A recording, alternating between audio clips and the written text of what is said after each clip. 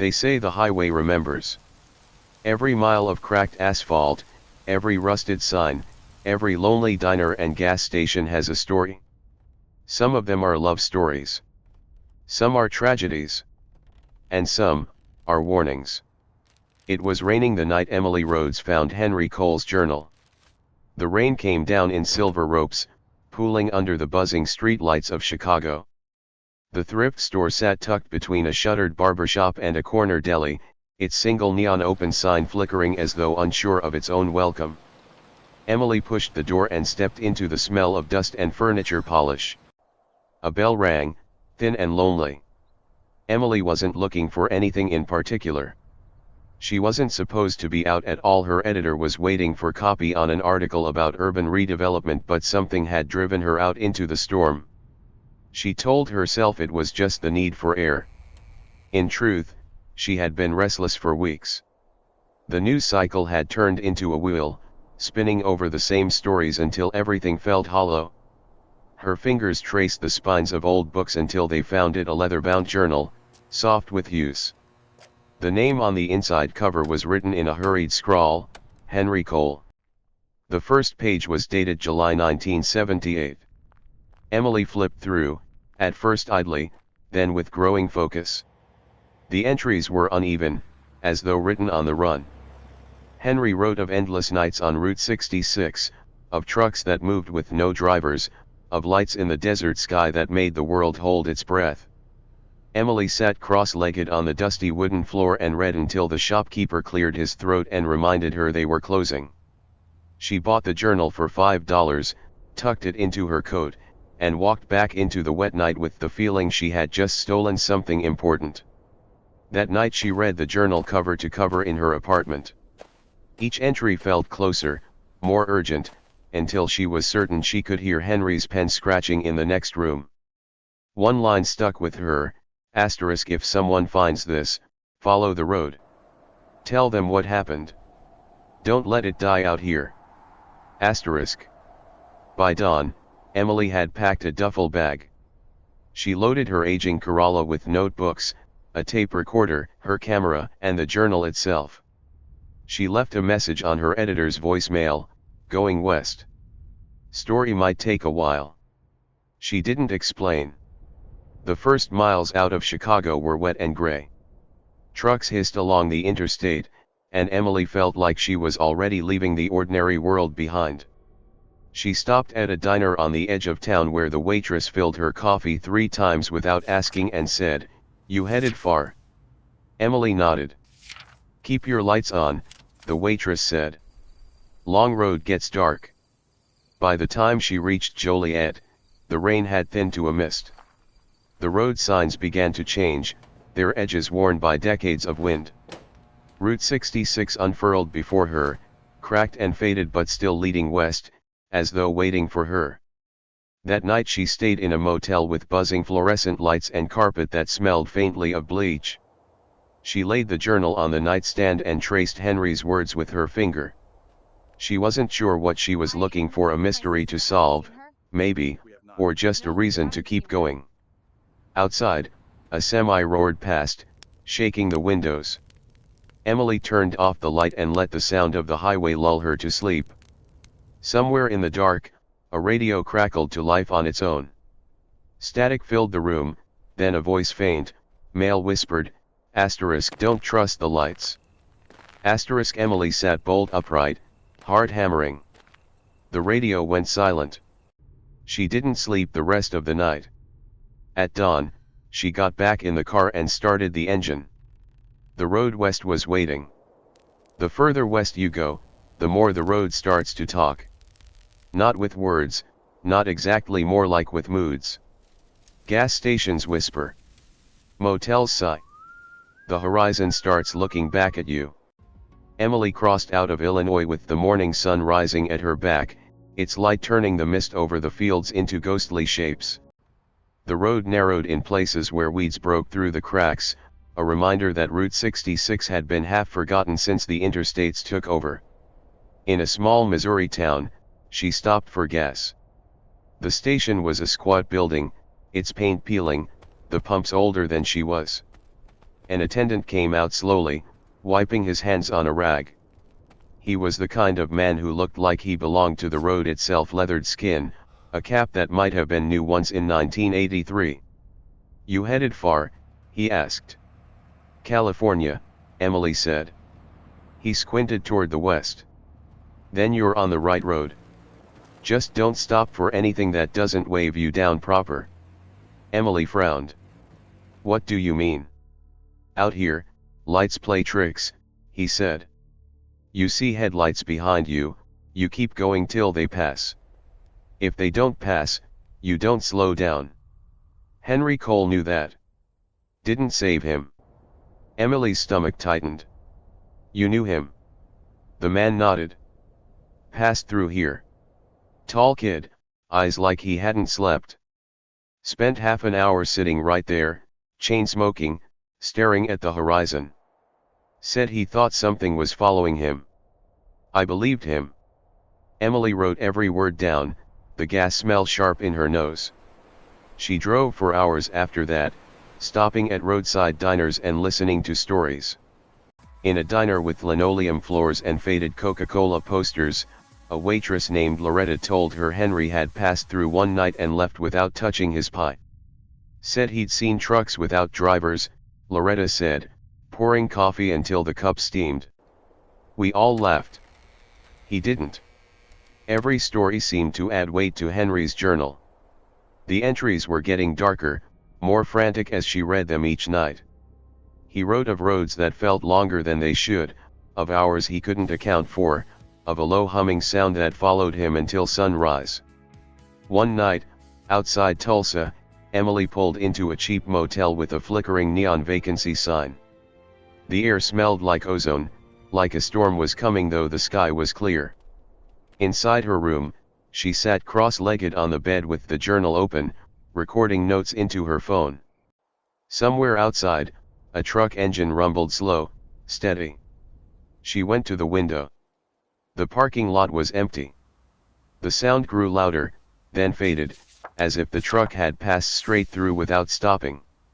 Emily's pulse thudded in her ears. She closed the curtains, turned off the light, and lay awake until morning. The next day she pressed farther west, Route 66 leading her like a thread through the heart of the country.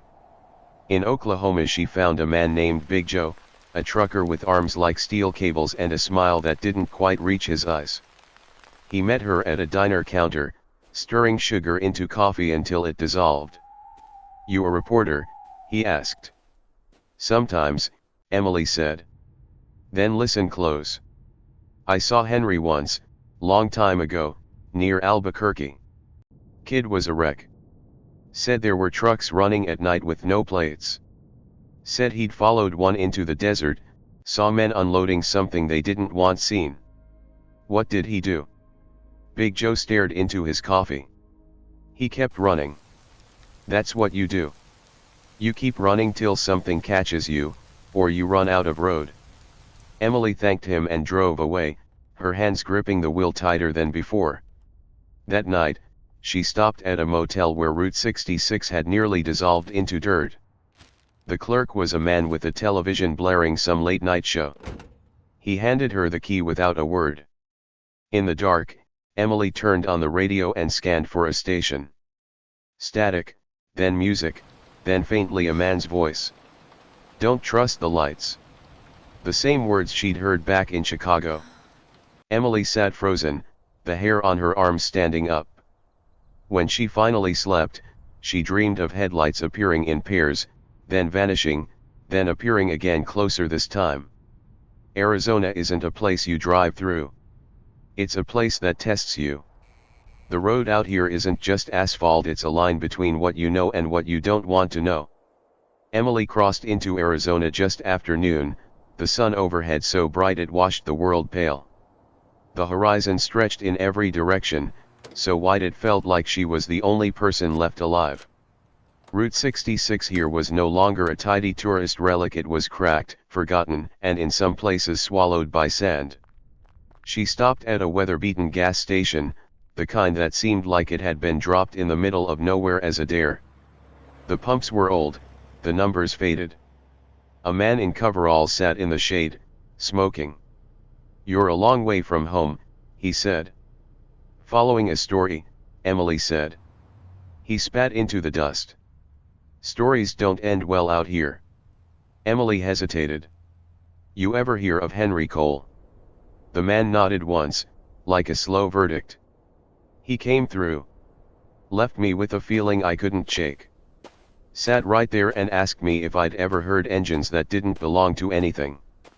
Said the road was haunted. I told him this place is haunted by everything: the weather, the past, the folks that came through and didn't make it out." Emily paid for gas and left quickly, the man's words sitting heavy in her chest. The desert had its own sound, a low, dry hiss that came from nowhere in particular. Emily drove with the windows cracked, letting the hot wind push against her face. Somewhere past Flagstaff, her radio found a frequency that shouldn't have existed. A voice, faint, grainy, began speaking.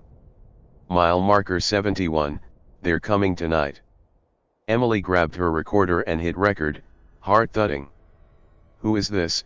she asked aloud, though she knew it was just static. The voice continued for a few seconds more, then dissolved into white noise. She drove faster, scanning the road for mile markers until she found one, 71. She pulled over and got out. The air was too quiet. The desert stretched flat around her, sun sinking low. She walked a few feet from the car and found tire tracks, fresh, pressed deep into the dust leading off the road and into the desert. She followed them until the light began to fade and the air turned cold. In the distance, she saw something metallic half buried, a piece of machinery, scorched black, wires protruding like veins. She crouched and took photos, the click of the shutter loud in the stillness. Something moved behind her. Emily spun around, flashlight beam cutting through the dark nothing.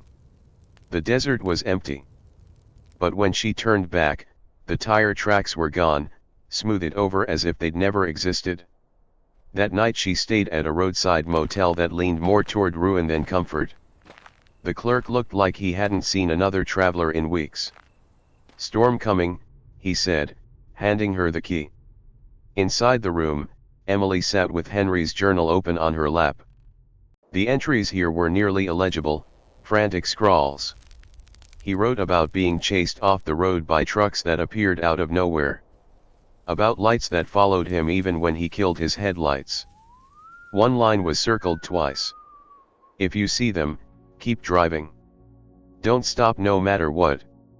Thunder rolled outside, though the sky was clear. At 2 a.m., she woke to the sound of an engine idling just outside her room. She froze, listening. No footsteps. No voices.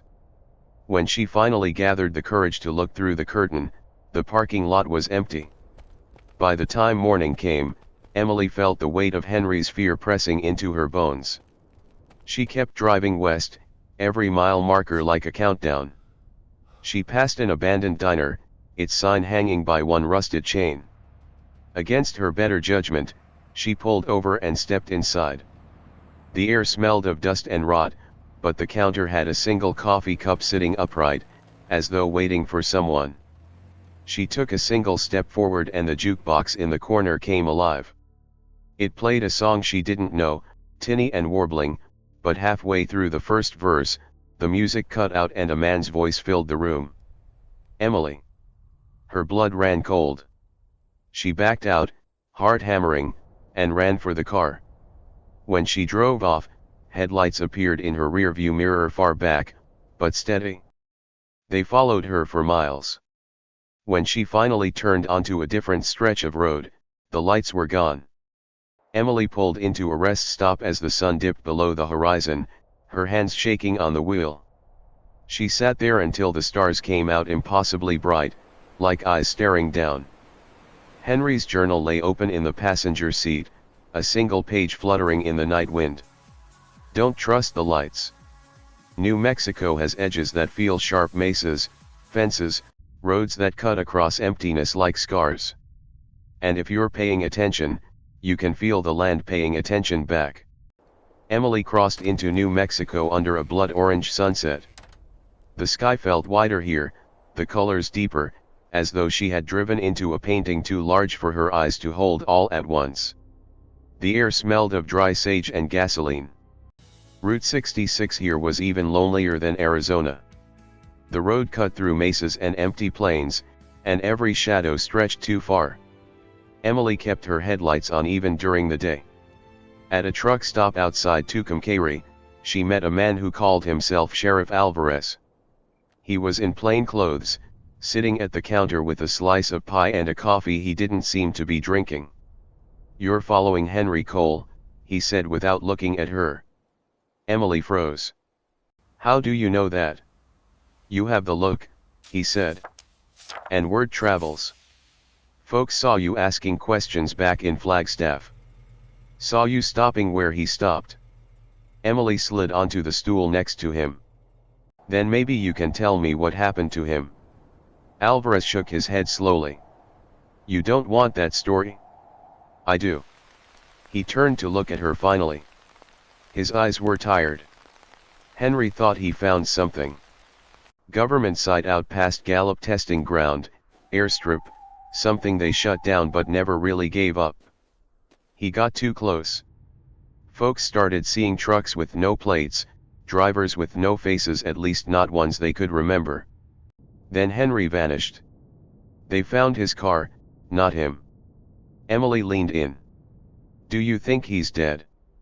Alvarez's jaw tightened. "I think the desert takes what it wants. You'd be smart to turn around." But Emily didn't turn around. That night she drove toward Gallup, the journal open on the seat next to her, headlights cutting through the darkness.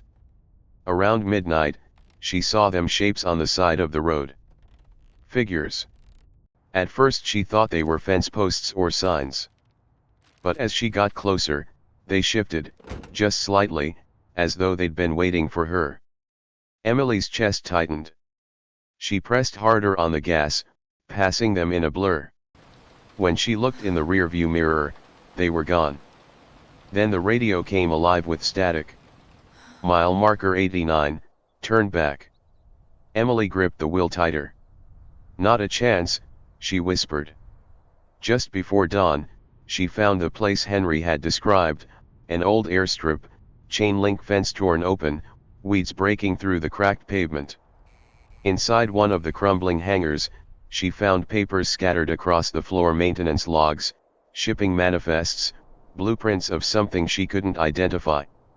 One page had Henry's name on it. Her hands shook as she took photos.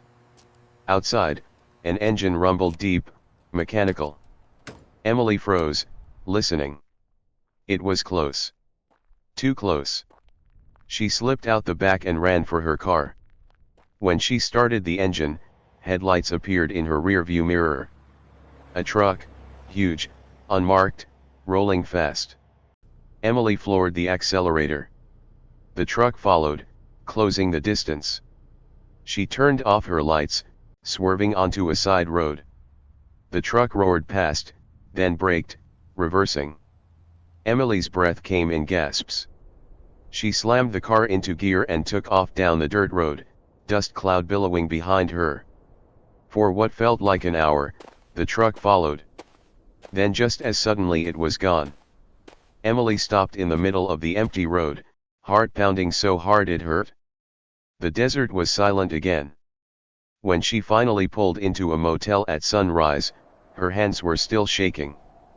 The clerk, an older woman with long gray braids, took one look at her and said, "You saw them?" Emily nodded mutely.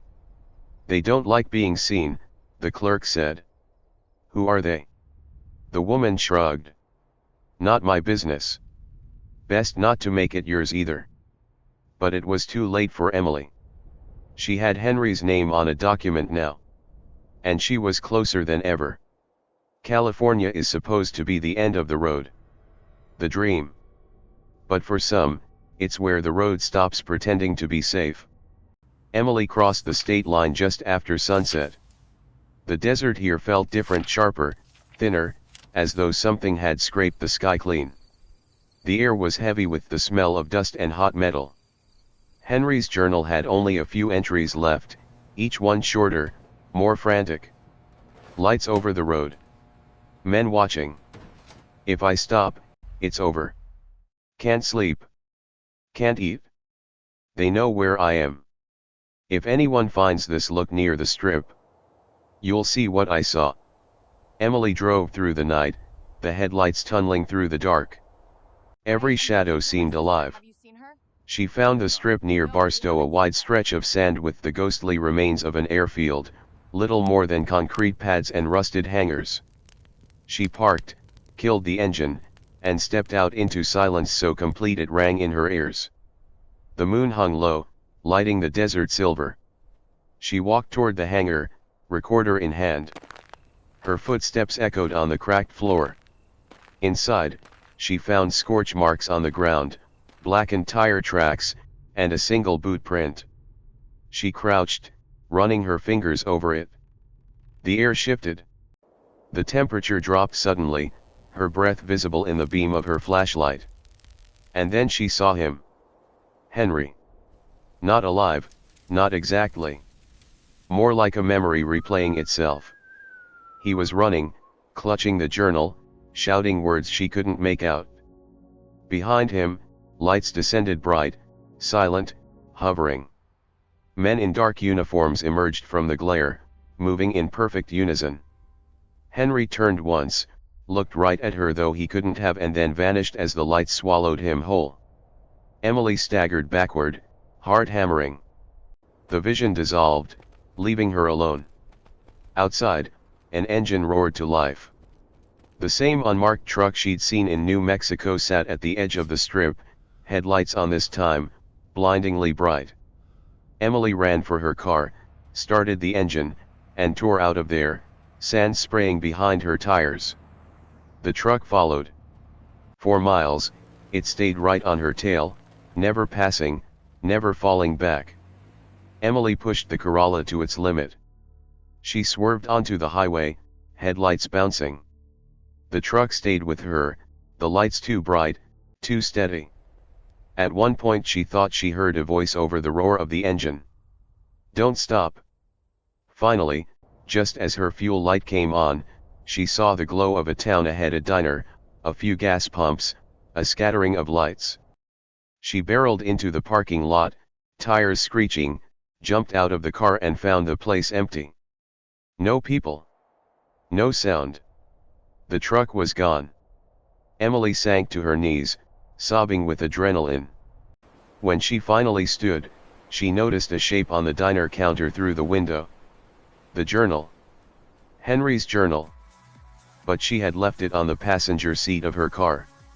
When she opened it, a new line had been added on the last page, written in the same frantic hand. They're not done. Some stories don't end. They just stop being told for a while, waiting for someone brave enough or foolish enough to start them again. Emily drove back east in silence. The road that had felt like an invitation now felt like a long, narrow warning. She didn't stop except for gas, didn't speak to anyone. She just kept driving, mile after mile, until the desert gave way to plains, and the plains gave way to the gray sprawl of the Midwest. Back in Chicago, she uploaded everything, her recordings, her photographs, even scans of Henry's journal, to 3 different servers, just in case. Within hours the files began circulating online, sparking arguments on forums, late-night radio chatter, and conspiracy threads that grew by the minute. Some called it the discovery of the century. Others called it a hoax. Her editor called, half furious and half awed. Do you have any idea what you've done? Yes, Emily said, her voice calm. I told the story. But telling it didn't mean it was over. Weeks later, Emily was sitting on the porch of a small motel outside Springfield, sipping coffee, when a truck passed on the distant highway. Its headlights cut across the dawn like white knives. She felt the same chill she'd felt in the desert. She reached into her bag and pulled out Henry's journal. She hadn't opened it since California, afraid of what she might find. This time, there was another new line, one that hadn't been there before. You listened. Her breath caught. She looked up toward the road. There, at the far edge of the shoulder, stood a figure. Too far to see clearly, but tall. Still. Watching. Emily's hand tightened around the journal. When she blinked, the figure was gone. That night, as she drove home, she caught sight of the Route 66 sign glowing faintly in her headlights. They say the highway remembers, I said as the tape clicked to a stop. Maybe it does. Maybe it remembers everyone who ever drove it, everyone who ever vanished. Maybe it remembers Henry Cole. And maybe, tonight, it remembers you.